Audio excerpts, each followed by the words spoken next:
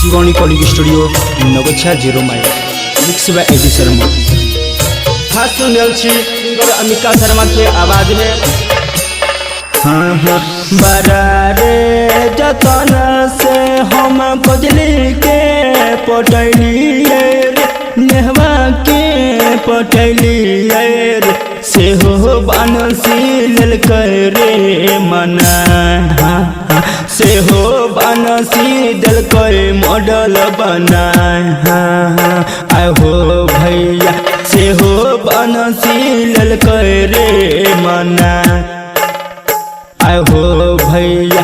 बरा रे जतन से हम कदली के पटैलिए रे नेवा के पटैलिए रे से हो बानसी ललकै रे मना गोरबा लेलकै ओकर पटान सोना के हमरो लेलकै मना।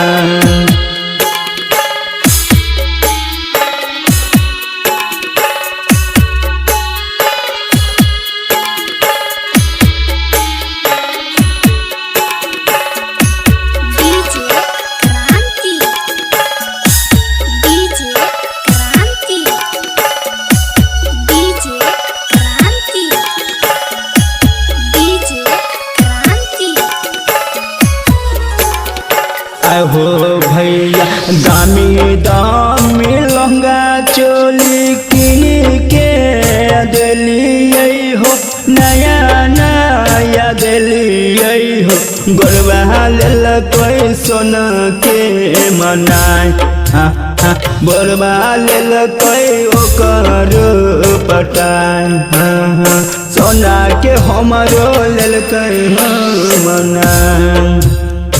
आय हो भैया दामी दामी लहंगा चोली किन के दिलिए हो नया नया दिलिए हो गोरबा संगे कमर हिलाए गोरबा लेलकै सोना के मनाय गोरबा लेलकै ओकर पटाय।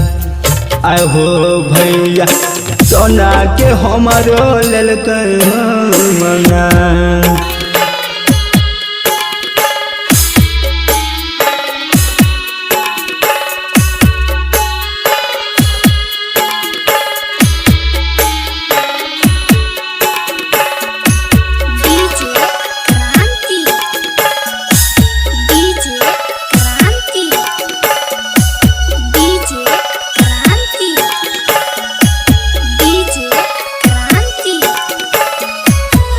हो भैया बेकार भेल प्यार कर भरले दिल के विपतिया हो कटे नहीं रतिया जल कहने हवा नगरी हसा से हो बनसी लेलकै हो पठान बनसी देलकै मॉडल बना।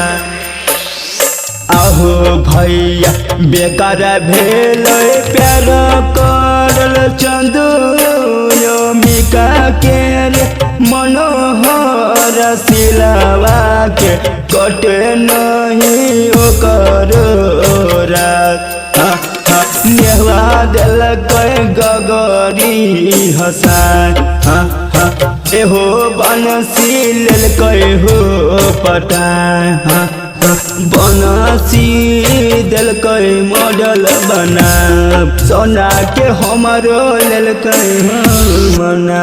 शिवानी कॉलिंग स्टूडियो नौघिचिया 0 माइल मिक्स बाय AD शर्मा।